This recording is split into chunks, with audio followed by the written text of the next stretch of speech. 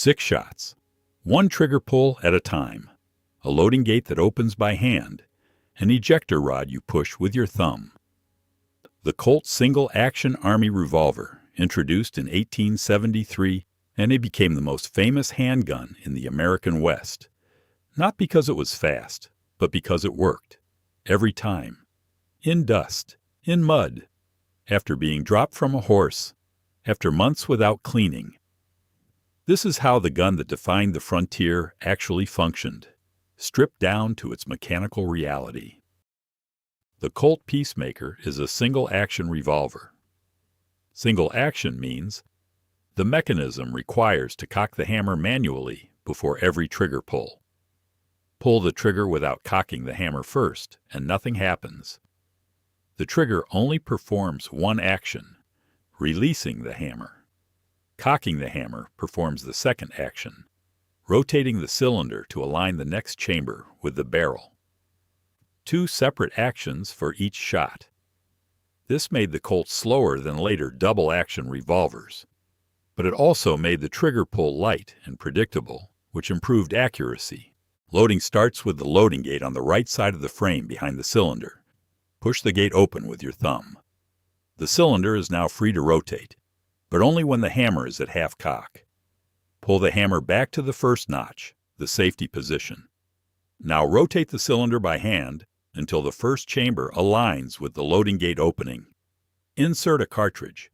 Rotate the cylinder again. Insert another cartridge. Repeat until all 6 chambers are loaded. Close the loading gate. The revolver is now ready to fire. To fire, cock the hammer fully back until it clicks into the firing position. This rotates the cylinder 1 chamber, aligning a loaded cartridge with the barrel. The hammer is now under spring tension, held back by the trigger sear. Aim. Pull the trigger. The sear releases. The hammer flies forward, strikes the firing pin, which drives into the cartridge primer. The primer ignites the powder charge. The bullet exits the barrel. The spent cartridge case remains in the cylinder. Cock the hammer again. The cylinder rotates. The next loaded chamber aligns with the barrel. Fire again. Repeat until all 6 rounds are spent. Unloading requires the same process as loading, except in reverse. Open the loading gate. Pull the hammer to half cock. Rotate the cylinder until the first spent case aligns with the loading gate. Push the ejector rod, the thin metal rod running underneath the barrel. The rod extends backward through the cylinder, pushing the spent case out through the loading gate opening. The empty case falls free. Rotate the cylinder to the next chamber. Push the ejector rod again. Eject the second case. Repeat until all 6 chambers are empty. The Colt contains no magazine, no detachable parts except the cylinder pin that holds the cylinder in the frame, no complicated mechanisms to break under stress. The entire action consists of a hammer, trigger, cylinder, and a few internal springs and small parts. A working cowboy could field strip and clean the revolver with basic tools. Drop it in a river, dry it out, and it's still fired. The cylinder rotates clockwise when viewed from behind, driven by a hand mechanism connected to the hammer.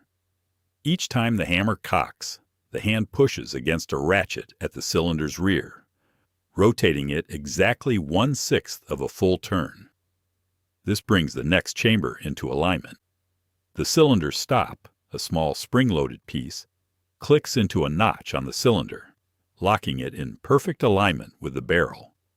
The system is mechanical, not magical, and that mechanical simplicity made it reliable. The Colt Peacemaker didn't win the West because it was the fastest gun. It won because when a man needed 6 shots, he got 6 shots. When he needed to reload under pressure, the process was simple enough that cold fingers or shaking hands could still manage it. When the gun got dirty, it kept working. That reliability built into every mechanical component made it the standard by which all other revolvers were measured. The next time someone mentions the Colt Peacemaker, remember it wasn't about speed. It was about function, and function on the frontier meant survival.